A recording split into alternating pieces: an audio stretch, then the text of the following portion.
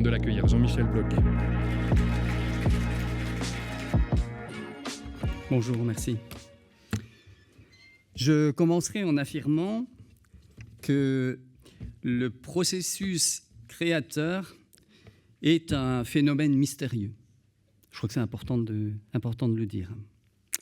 Alors mon exposé, modestement, sera juste une tentative de dévoiler ce qu'est le processus créateur. Je vous proposerai, j'ai mis ça, j'aime beaucoup Olivier Debré, je suis un grand amateur de ce qu'on appelle l'abstraction lyrique, et je trouvais ces photos assez puissantes du créateur en plein acte d'expression. Alors mon projet sera le suivant. Dans un premier temps, dans une perspective d'histoire de l'art, je vous proposerai de réfléchir sur l'évolution de la conception même du processus créateur au fil du temps. Et puis, dans un second temps, je vous proposerai d'interroger les facteurs qui interviennent dans le processus de création, après quoi je conclurai. Donc, passons à la première partie, l'évolution du processus créateur. En tant qu'Européens, nous sommes Européens, je pense, pour la majorité d'entre nous, nous avons une représentation mentale du processus créateur qui s'enracine dans la Grèce antique. Bah oui, les Européens sont reliés à la Grèce. C'est-à-dire que dans cette perspective, l'artiste, inspiré par les dieux, cherche à représenter l'idéal dans une forme parfaite, harmonieuse. Ce qui illustre d'ailleurs bien la statuaire grecque, un artiste comme Praxitèle. On pourrait dire que le but alors, c'est d'atteindre le beau, avec une majuscule, le beau idéal. La recherche de l'idéal est le but à ce moment-là de l'art. Alors cette manière de concevoir la création artistique, elle est à relier à la philosophie de Platon. Et vous savez que Platon valorise le monde des idées, les essences, la quête de l'idéal, et qu'il dévalorise ce qu'il appelle en opposition au monde intelligible, le monde sensible, nos sens. Et là, on arrive à quelque chose d'important, et nos sens s'enracinent dans notre corps. Donc, au départ, la création artistique, elle n'est, et c'est important pour ce qui va venir après, surtout pas reliée au corps et au corporel. J'avance dans le temps, je vais aller vite, mais écartons le Moyen-Âge pour une bonne raison, c'est qu'au Moyen-Âge, toute la société est organisée autour de la notion de Dieu et qu'on est dans un art qui est essentiellement religieux. L'influence des Grecs, on va la retrouver avec la période de la Renaissance, qui revient, vous le savez, à la Grèce antique. Et cela va se traduire de la manière suivante. Je fais référence à Vasari, dans son célèbre ouvrage « Vie des meilleurs peintres, sculpteurs et architectes de l'époque », qui est paru au milieu du XVIe siècle. Il affirme, je cite Vasari, « Les hommes de génie accomplissent parfois le plus grand quand ils agissent le moins, car ils doivent méditer leur invention et former dans leur esprit les idées qu'ils exprimeront subséquemment en les reproduisant avec leurs mains. » Fin de citation. Cette réflexion de Vasari, elle est inspirée par Léonard de Vinci qui, en peignant son fameux tableau de la Seine, avait de longs temps de pause où il ne faisait que regarder le mur sur lequel il a peint cet extraordinaire tableau. Et vous savez que pour Léonard de Vinci, il y a une formule célèbre que vous connaissez sans doute, il a défini la peinture comme « cosa mentale », chose mentale. Vous me suivez? Les Grecs, l'idéal, la pensée, pas le corps. On y est encore avec Léonard de Vinci, la peinture, chose mentale. Vous voyez qu'on est tout le temps sur la partie élevée, hein, comme si le corps, c'était le bas, la chose à mépriser. Hein. Donc j'avance et on en arrive maintenant à, on va dire de manière large, à la modernité. Et une première caractéristique, je vais en donner quelques-unes de la modernité, c'est qu'on ne représente plus l'idéal. Prenons le corps féminin, qui a souvent été le prototype même de la beauté. On a beaucoup illustré le beau par la perfection du corps féminin. Donc je vous ai mis un tableau qui joue un rôle essentiel dans l'histoire de l'art. Malraux était d'accord avec moi. Et ce tableau, donc, c'est un tableau de Manet. Il est peint en 1863 et c'est le fameux tableau qui s'intitule l'Olympia de Manet. Que voit-on? Pas une femme idéale. On voit une petite femme. Alors vraisemblablement, c'est ce qu'on appelle une fille de joie, c'est une prostituée. Elle est allongée, alors c'est très choquant. Parce que, donc, ce qu'il faut bien comprendre ici, peut-être que vous la trouvez très belle, hein, elle l'est, mais ce n'est plus le corps idéalisé, c'est une femme. Une femme, une prostituée allongée. On voit d'ailleurs qu'elle reçoit sans doute un bouquet qui lui est offert par sa servante d'un admirateur. Et c'est un tableau qui scandalise énormément pour l'époque. Alors ce qu'il faut retenir, c'est donc la perte de l'idéal. Si on suit le mouvement, on est à la fin du 19e, impulsé par Nietzsche.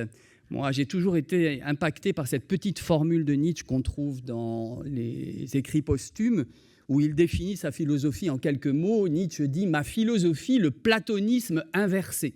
C'est incroyable qu'il ait dit ça. Parce que qu'est-ce que ça veut dire, le platonisme inversé? C'est les Grecs, c'était d'abord l'intelligible, ensuite le monde sensible. Et le platonisme inversé, ça veut dire d'abord le monde sensible et après le monde intelligible. Donc d'abord, non pas l'esprit, mais le corps, l'essence. Et là, on passe, c'est une révolution dans l'histoire de la philosophie. Et ça va se répercuter aussi au niveau de l'art. Le corps devient premier. Il devient premier en philosophie, mais également en art. Alors, vous continuez à me suivre. On est parti des Grecs, tout dans la tête, le haut, la pensée, et on en arrive petit à petit au lien de plus en plus étroit avec la corporalité, le corps, le geste. Vous connaissez sans doute cet artiste, Jackson Pollock, célèbre pour ses fameux drippings.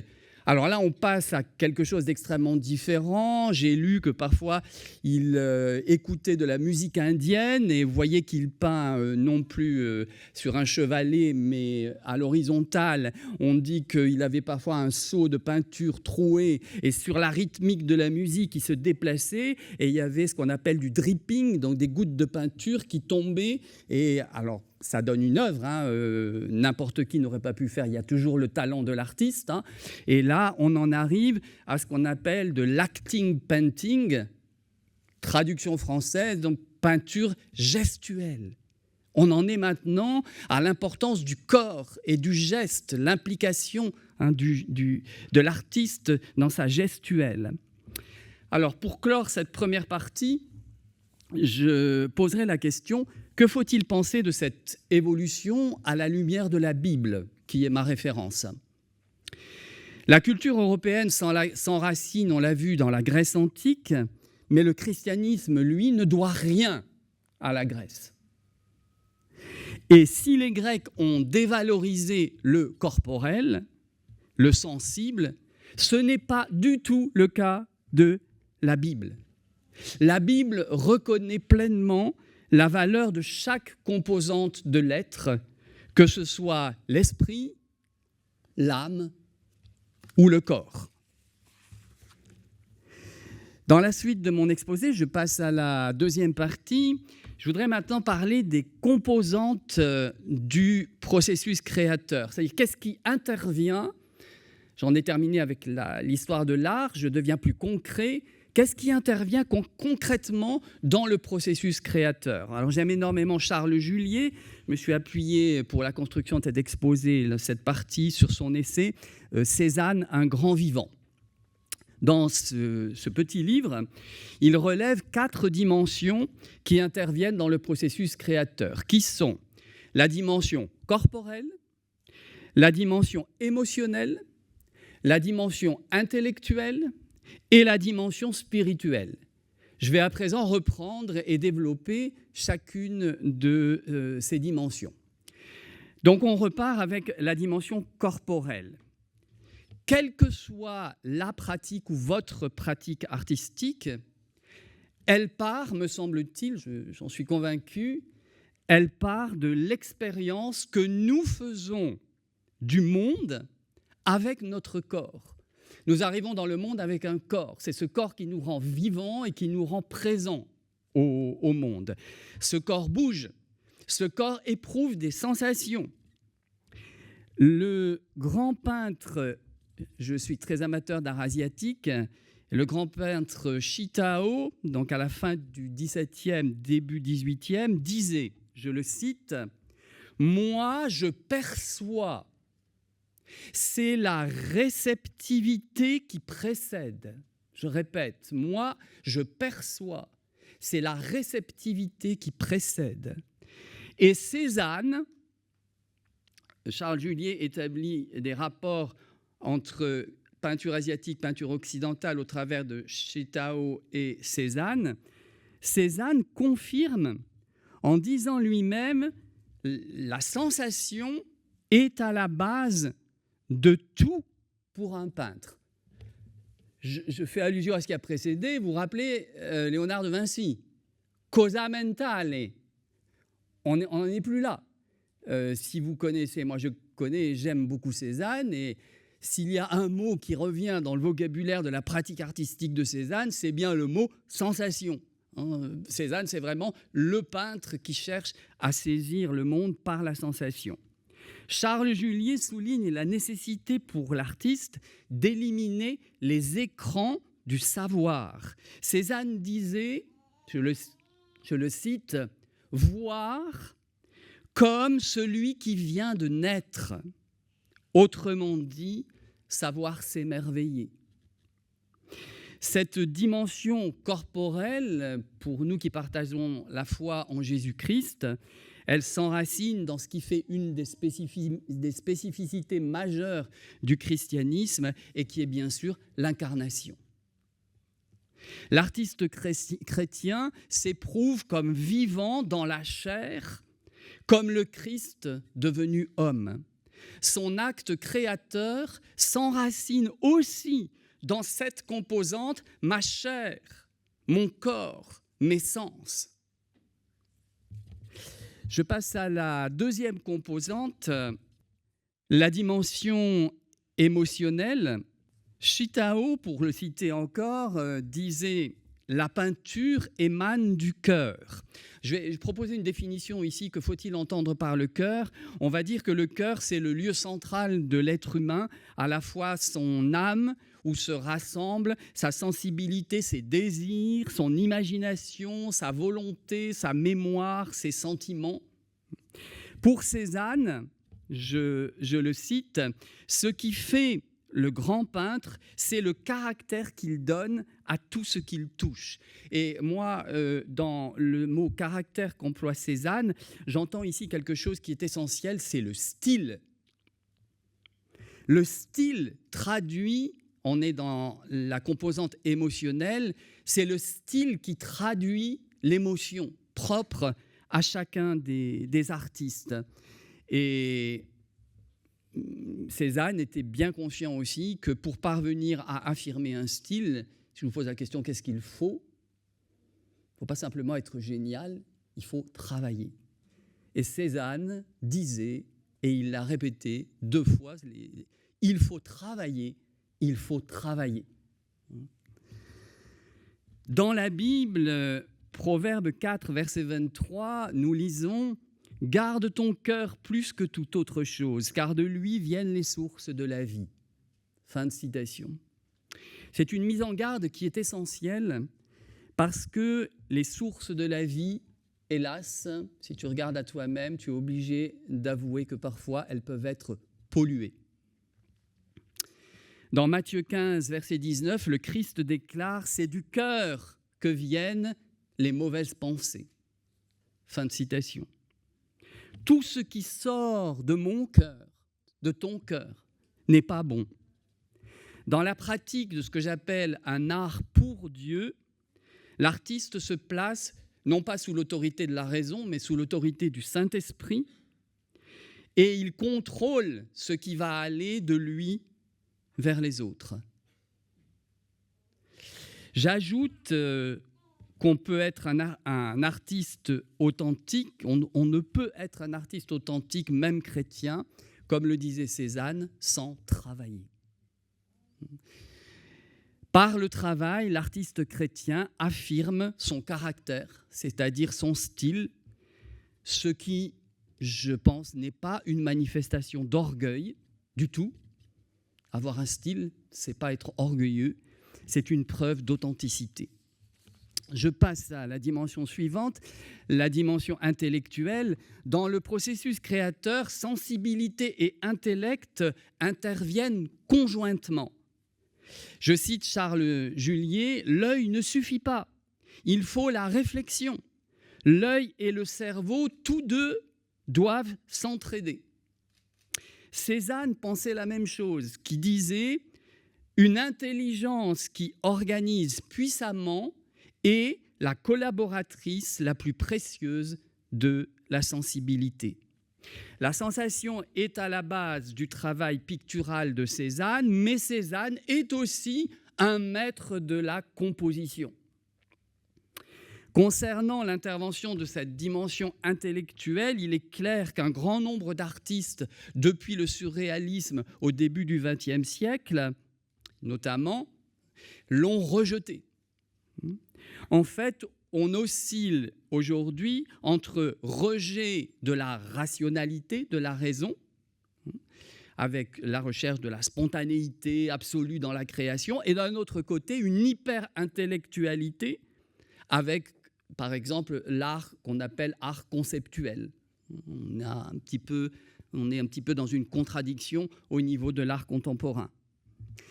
Alors, je voudrais ici faire un ajout qui concerne la part, ça me semble essentiel dans la réflexion sur le processus créateur, la part de l'accident dans la création. Si vous êtes créatif, vous savez que l'accident intervient parfois, ce qui n'est pas recherché dans la création. Écoutez le peintre Francis Bacon, peintre majeur du XXe siècle, je le cite. « J'étais en train de faire un paysage. J'avais placé tout un tas de repères sur la toile pour cela. Et puis, d'un coup, les formes que l'on voit sur cette toile ont commencé d'apparaître. C'est arrivé comme cela. Et j'étais plutôt étonné de cette apparition. » Fin de citation. Et il n'est pas le seul. Hein. Nombreux sont les artistes qui témoignent du fait qu'un raté, quelque chose qui intervient de l'extérieur, tout d'un coup, va illuminer l'artiste et se révéler et révéler l'œuvre parfois elle-même. Hein. Je conclus cette partie en ce qui concerne l'art pour Dieu en disant que l'artiste chrétien se livre aussi à un travail de composition qui relève de l'intellect. Il ne soumet pas sa création à l'autorité de la raison mais à celle de la foi. Et enfin, que l'intervention du hasard dans la création, dans le processus créateur d'un artiste chrétien me semble tout à fait possible, comme cela est pour n'importe quel artiste. J'approche de la fin. La quatrième dimension, c'est la dimension spirituelle. Alors, au niveau de l'histoire de l'art, il est clair que plus on avance dans le temps et plus la référence à la religion chrétienne disparaît, la dimension spirituelle se manifeste autrement. Pour Cézanne, l'art est une religion, c'est lui qui l'affirme. Bien des artistes, depuis le XXe siècle, ont préféré la notion de sacré, plus vague, à celle de religion. Le sacré renvoie à toutes les expériences possibles de contact avec des formes qui dépassent l'homme et qui le relient à la transcendance, y compris des formes qui peuvent être dangereuses pour lui. Je ne détaille pas. En ce qui concerne l'art pour Dieu, l'artiste chrétien ne peut pas faire comme César de la pratique artistique sa religion. Il ne peut pas non plus revenir au passé avec de la peinture religieuse comme elle a été pratiquée pendant des siècles. Sa foi nourrit sa pratique artistique et le défi qui est à relever est le suivant: être un artiste pour son temps, utilisant les moyens qui sont à sa disposition, y compris les nouveaux moyens technologiques, bien sûr. Figurative ou abstraite, parce que l'art pour Dieu n'a pas à être absolument figuratif, figurative ou abstraite, son œuvre est une mise en relation, relation de l'artiste à Dieu, relation de l'artiste à son œuvre, relation de l'artiste aux autres auxquels il s'adresse. Je passe à la conclusion. Il est certain que les 4 dimensions examinées interviennent dans le processus créateur. Mais évidemment, je précise qu'elles n'interviennent pas forcément dans cet ordre-là. Mais il me semble je crois qu'elles sont justes, elles totalisent et qu'effectivement, elles se conjuguent, quel que soit l'acte de création et quel que soit le domaine de création dans lequel vous puissiez exercer. Chacune de ces dimensions s'enrichit d'un sens particulier lorsqu'il s'agit de la pratique de l'art pour Dieu. Donc je conclus. La dimension corporelle, elle se relie à l'incarnation. Je répète ce que j'ai dit tout à l'heure. La pratique artistique authentique s'enracine dans un corps qui s'éprouve comme vivant, et c'est pourquoi j'ai donc relié dimension corporelle, incarnation. La dimension émotionnelle se relie au cœur, source de l'être, sur lequel l'artiste chrétien est invité à veiller, car les sources du cœur peuvent être polluées. C'est pourquoi j'ai choisi de mettre en rapport dimension émotionnelle, purification. La dimension intellectuelle ne place pas l'artiste chrétien sous le contrôle de la raison, il se place sous l'autorité du Saint-Esprit, et c'est pourquoi j'ai relié dimension intellectuelle, inspiration. Enfin, la dimension spirituelle nourrit la création de l'artiste de l'art pour Dieu. Elle se manifeste particulièrement dans l'adresse à autrui. L'art est, je pense, une des formes les plus élevées de la relation. Et c'est pourquoi j'ai relié dimension spirituelle, relation. Je termine, j'ai choisi de clore cet exposé par une citation de Bergson que j'aime lire, notamment l'ouvrage « La pensée et le mouvant ». Donc je vous donne cette citation pour clore tout à fait. « L'artiste crée du possible en même temps que du réel quand il exécute son œuvre. » Fin de citation. Soyez donc des créateurs de possible.